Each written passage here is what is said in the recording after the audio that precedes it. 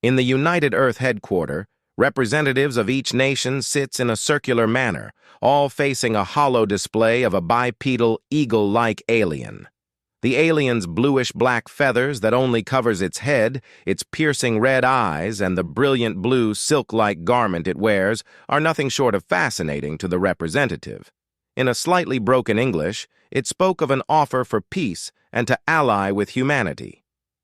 The Federation of South America, Zhang China, and several other countries received this message yesterday.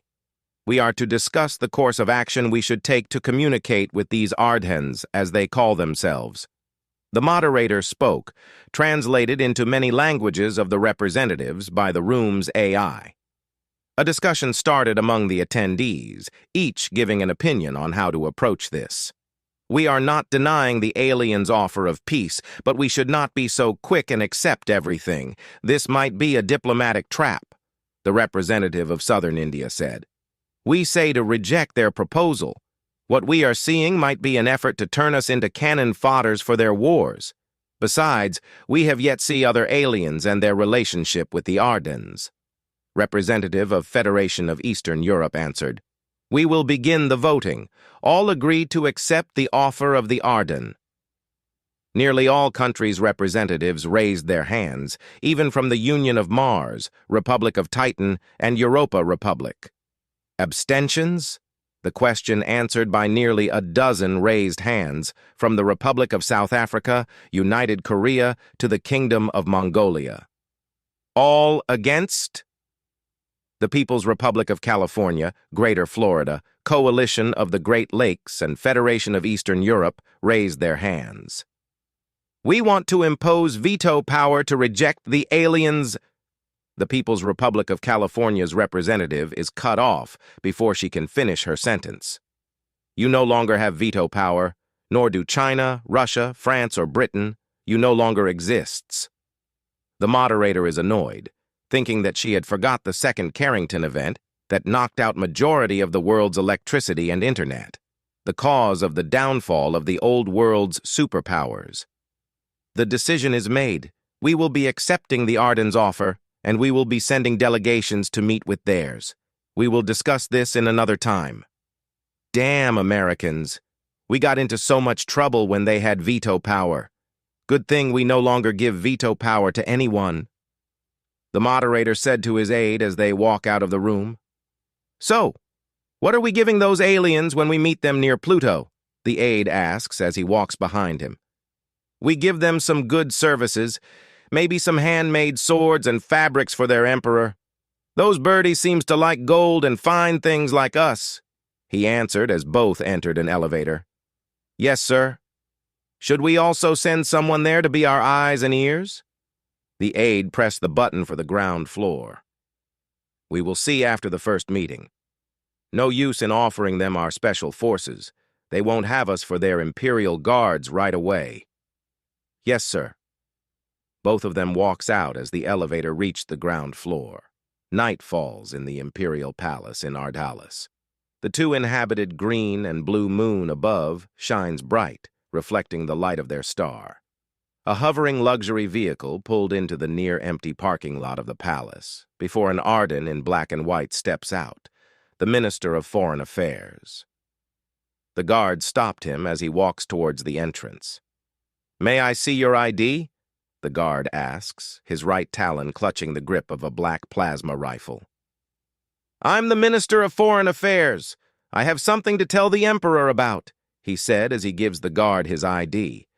Please walk in, sir. Sorry for the check. The guard gave his ID back before opening the metal barrier, only big enough for one to pass through. His steps are steadfast even though he is slightly anxious. However, he pushed his anxiety to the back of his mind as he entered the inner palace and faced the Emperor. Your Highness, the humans have accepted our peace proposal. Very good. Now prepare the delegation for our first meeting, and give them some fine gifts to show our good intentions. Golvan replied as a table is being set in front of him. Yes, Your Highness. The minister bows before he left. Your Highness, this is grilled lake fowl with fish eye sauce and camel horse cheese. the palace servant said as he placed the food on the table. "Spicy, as per your order. Good. Now please let me enjoy my meal in peace." The emperor sits upright and pulls the table closer before taking some utensils and eating the meal. He nods in enjoyment as he chews the lake fowl's meat. The Varkin will want to ally with those humans as well when they've found out, the emperor thinks as he continues to eat in silence. Chiron sits on the bed inside his personal chamber aboard his frigate, the Lotus. Nebula, holding the holographic picture of his young self, held by his late mother, Novia Zetari. Ever since she died 6 years ago, he was never the same. Nobody comforted him when his brother would be annoying or when his sister mocks him. "I will make father proud of me. I will," Chiron whispered, before turning off the holo screen and putting it inside the cupboard's drawer and laid himself on the bed. Down in the lounge area of the frigate, the crew of the Lotus Nebula is chatting and generally having fun, letting the ship's autopilot take them in hyperdrive towards the farm planet of Noraz 3, the birthplace and the place where Chiron's mother, Emperor Golvan's first wife, is entombed. As the crew is having a fun time, Marma walks in, carrying with him a teapot, along with a stack of disposable cups. The crew all stood up and put their right fist above their left chest as their sign of respect. "At ease, sailors. There is no need to salute me. I'm no longer a grand general." Marma smiled before putting the teapot onto the table. "You still hold the title Flame of Ardalis, sir," the captain said as he sits back down, followed by the rest of the crews. "Surely someone will take that title from me sooner or later." Marma pours tea onto the disposable cups, one for each crew. "Is this red tea? I never had some quite this sweet," the helmsman said after sipping the steaming tea. "Yes, I put some sugar inside to make it more enjoyable for times like these, although it can make one become fat." "Ha ha ha." Marma taps on his bulbous belly, causing the crew to chuckle along. "Where is the prince anyway? He usually is still up at this hour, talking about how he will make history and all that," the first officer asked, blowing on his tea. "I told him to sleep since it's going to be a long journey ahead. Sure, it's an entire week of travel, but why not have some good rest on our way there?" Marma chuckles as he refills a crew's already empty cup. "Sir, with all due respect, but I don't get why the prince is always so serious and upset all the time," the captain said. The rest of the crew looked at Marma, as if asking the same question. He may appear and act unpleasant, but Chiron is a good kid. Just that his past made him like that. As Marma sips from a cup, the crew is silent, awaiting him to continue. Ever since he was knee-high, he has always been a curious and pleasant child. He don't have the best relationship with his brother nor his sister, but they go along good enough, at least for his brother, Jarvan. It's not good with Rayami. Thanks to her father's favoritism, she feels like she's above her brothers. While I can see why Golvan loves Rayami more than Karen and Jarvan, his acts and punishments for them are severe compared to hers. Rayami? Wasn't she the prodigy student currently being the youngest in Ardalis Imperial College? The helmsman asks. The very same. Golvan even said that she was born as a gift from heaven. Marma blows on his tea before sipping. So why is it that the prince become like how he is? The captain and the rest of the crews listens attentively. That's because of the Magni call between the emperor and the prince. It was never went public, but anyone within the court knows. It all begins when the emperor was in a meeting with the grand generals, including myself. It was the height of our short war against the Zephalids. The emperor ordered us to take a planet by bombarding everything. Power plants, water treatments, hospitals, schools. I myself was appalled by this order, but the others seems to reluctantly agreed to this. Then the young prince barges into the room saying that we shouldn't attack the innocents. This angered the emperor, so much that he declared Magni Call against his own son. The young prince begged him for forgiveness, but the emperor didn't care. He said that this will be his punishment to go against the will of the emperor, and he will learn respect. All of the generals, eunuchs, and officials in the palace watched that Magni call. I couldn't keep my eyes when the young prince tried his best to defend himself against his own father. It all ended when Golvan struck his son's face with his sword, giving him that scar you see from above his right eye down to his beak. I retire myself shortly after. I could no longer bear responsibility for all the lives I've and will be lost or killed if I keep being the Grand General of the Empire. Now I focus myself to teach and guide the young prince, so that he may become a better man than his father. Marma placed his empty cup on the table, expression of sorrow visible on his face and his graying head feathers. The crew stays silent after hearing that story. They realized now where the prince came from and what caused his fiery and unpleasant behavior. Now, is anyone up for a game of makesing? Marma pulls out the board along with 2 bowls of black and white beads, smiling as he does so. Tens of thousands of Ardhens gathered in the capital of the farm world of Brazan. The cloudy days cover them from the scorching sun that has broiled the planet for months. All those that gather are thin and barely have any muscle on their bones from the nearly 4-year-long planet-wide chaotic weather and disease outbreak that has costed many Ardhens their harvest and some even their families.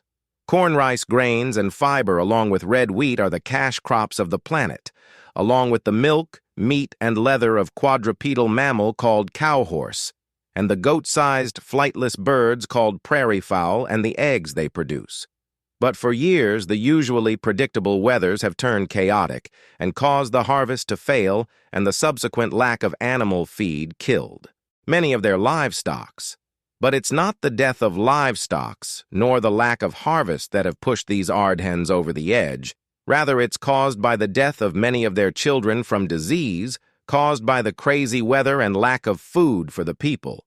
The Empire's taxation of its farm worlds had robbed the people of what little food they had if they couldn't pay the already heavy tax in rounds or talents. The night before, 106 of their children and 49 adults succumbed to disease and starvation, putting the total children death since the beginning of the 4 years calamity to 652,587, while the adult deaths reached the staggering 393,023. Medicine is scarce, and those who could even afford the medicine has to wait for days or weeks for it to be delivered from the manufacture worlds. Miradzan Balkan, the local head priest of the Heaven's Shrine, have been with these people. Year after years he saw what they have gone through. Entire family died from starvation. People once well off now left begging in the streets, and many thousands of parents losing their children while they themselves hadn't ate in days.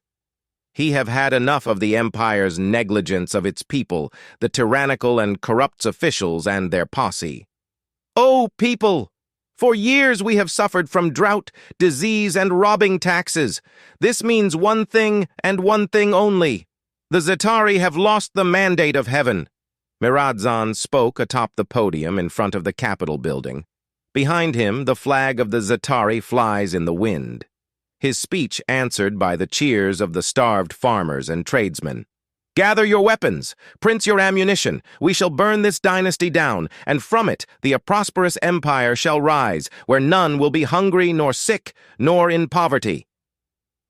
Behind Miradzan, 2 Ardhen, his brothers, came and take down the flag of the Za'atari, before they flown a piece of red flag.